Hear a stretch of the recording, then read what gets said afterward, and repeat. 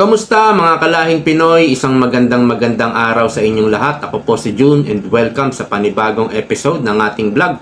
Pag-uusapan po natin itong Iglesia ni Cristo na napabalita na nakaraan na naghahanda na sila at magsasagawa ng malalaking rally. Hindi lang one time po ito at malalaking rally. So ito po ay protesta, kilos protesta.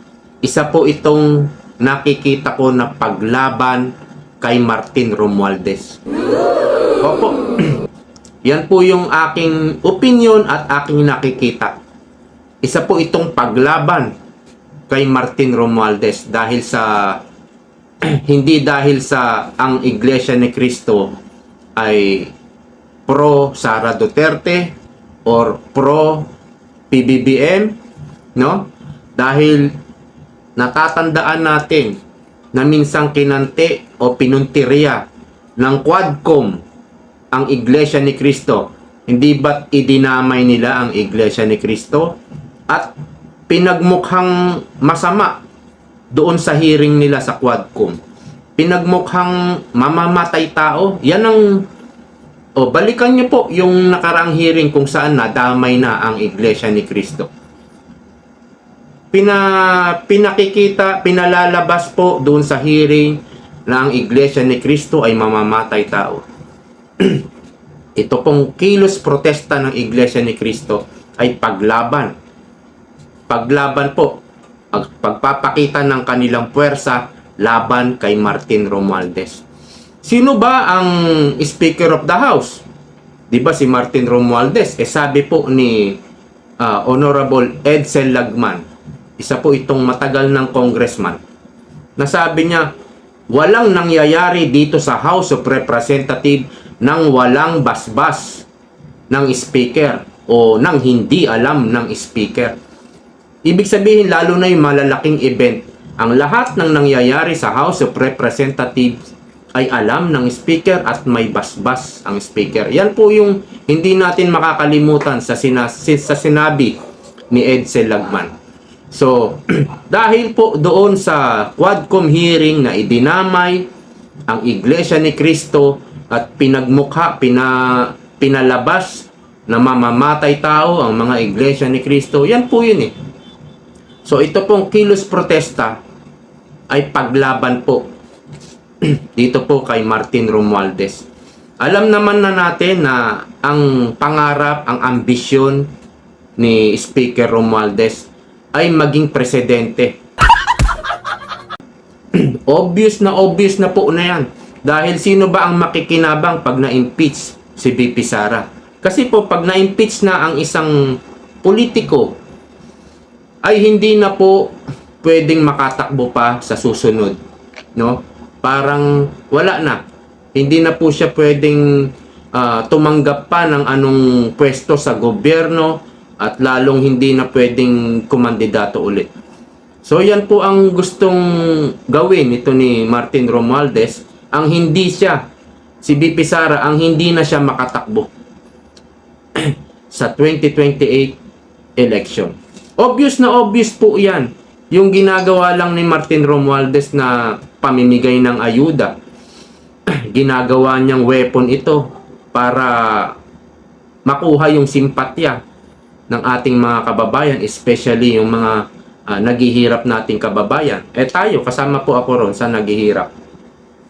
Yan po yung tanging paraan niya, tanging alam niya para excuse po, para umangat ang kanyang popularity. At meron din po siyang ginawa nakaraan. Hindi po ba yung PI? Kung saan ay nangalap ng mga pirma, may bayad na 100. Siya rin po ang pasimuno niyan, yung PI na yan, para naman baguhin ang konstitusyon natin. So, hindi lang 2028 election eh. Meron ding ibang anggulo rin na gusto talaga niya maging leader ng bansa. Kahit kitang-kita naman na ayaw sa kanya ng taong bayan. Pero pilit niyang ginagawa ng paraan. So, ito po, kitang-kita ko po ito. At mag-comment kayo kung mali yung aking hinuha o kung mali ako, no? Dahil ito po'y kitang-kita ko at ito po'y sarili kong opinion na ito pong pagkilos protesta ng Iglesia ni Cristo ay paglaban po kay Martin Romualdez. Hindi man obvious na sinasabi nila na pro-Sara sila or ayaw talaga nila ng impeachment, makakagulo lang ito sa ating bansa, hindi makikinabang ang mga mamamayan dito. Hindi rin nila sinasabi na pro-PBBM sila dahil ang dahilan nila kung bakit sila magsasagawaan ng protesta ay dahil doon sa pahayag, sa naunang pahayag ni PBBM at opinion ni PBBM na hindi nararapat itong impeachment at kanya itong tinututulan. Yun ang dahilan, di ba, nung una. Pero hindi po yun ang nakikita ko. Ang nakikita ko po talaga dito ay itong isasagawa nilang rally o kilos protesta ay paglaban kay Martin Romualdez.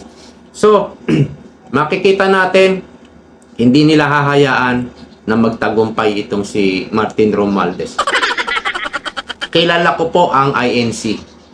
Hindi po ako miyembro ng Iglesia ni Cristo, pero sa edad ko, marami na akong experience na napanood ng mga balita na ang Iglesia ni Cristo pumapalag talaga yan. Hindi po yan kagaya ng ibang reliyon. Ipagtanong nyo na lang po sa Iglesia ni Cristo, sa mga medyo matatanda at sa mga kaedad ko, medyo matatanda na, kung ano yung pagkakaalam nila sa Iglesia ni Cristo. Pumapalag talaga yan. Pag kinalaban mo, no? Hindi naman sila nauuna. Pero pag kinalaban mo sila, talagang papalag yan. Ibig sabihin, hindi sila tatahimik lang. Hindi yung wala lang silang gagawin. Mayroon silang gagawin. So, isa na po ito. Itong pagkilos protesta nila ito po'y paglaban kay Martin Romualdez. At malapit na eleksyon. Ilang buwan na lang, 2025, no? Ipapakita rin nila. Wala na po itong kung matuloy ang impeachment, kung ma-impeach si VP Sara, wala na pong ganyan. Sigurado na po yan sa 2025. Lahat po ng mga kaalyado ni Speaker Martin Romualdez, ibabagsak na po yan ng Iglesia ni Cristo pagdating sa botohan. Ibabagsak po. Alam natin at kilala natin na pag bumoto talaga ang mga Iglesia ni Cristo ay solid. Yung tinatawag nilang black voting. Talagang meron silang isahang boto. Kung ano yung kumpas ng mga leader ng Iglesia ni Cristo, yun talaga ay yung masusunod. Sigurado na po yan. Lahat ng mga kaalyado ni Martin Romualdez, ibabagsak na yan ng Iglesia ni Cristo. At alam natin na malaking bagay kapag nakuha ng mga politiko yung boto ng Iglesia ni Cristo, malaking bagay. Marami na pong naipanalo ang Iglesia ni Cristo. Kapag sinuportahan ka, tiyak may laban ka na. May laban ka na. At malaking porsyento ikaw ay mananalo. Dahil yung black voting na tinatawag ng Iglesia ni Cristo. So ito po nakikita ko. Kitang-kita ko po ito. Ito po ay kilos protesta paglaban kay Martin Romualdez. Kumbaga, meron silang gagawin. Hindi basta-basta tatahimik lang ang Iglesia ni Cristo. O kumbaga, tinira mo sila, pinuntirya mo, meron din talagang ganti ito. At alam natin na itong Quadcom hearing na ito, si Martin Romualdez ang ulo nito, ang utak nito. Kaya maganda po ito, abangan natin kung ano yung mangyayari, kung gaano kalaki yung kanilang kilos protesta. Kaabang-abang po ito. At inaabangan na rin po ito ng mainstream media. Kaya lang, alam natin na ang mainstream media, although na-vlog ko nakaraan, na unti-unti na, dahan-dahan, na nagiging patas na sila sa pagbabalita sa mga Duterte, no? Pero alam natin hindi pa ganun. Alam natin mayroong pa ring bias itong mainstream media. Ang problema, baka mag-rally ang Iglesia ni Cristo na may bilang ng 100,000, let's say ganon, tapos ibabalita lang ng mainstream media, 10,000 lang. No? Baka diyan tirahin ng mainstream media sa pagbabalita. Pero, syempre, andyan naman ang SMNI at ang Net25. Ang Net25 po ay pagmamayari ng Iglesia ni Cristo at meron din silang radyo. Basta meron silang radio station dito sa Metro Manila at sa mga probinsya. So, maibabalita ng totoo yan. No? Kaya lang, malaking factor pa rin yung pagbabalita ng mainstream media. So, yan, tutukan po natin, ano? Malalaman naman natin kung pinifake news tayo ng mainstream media. At malalaman naman natin yung totoong bilang ng rally nila.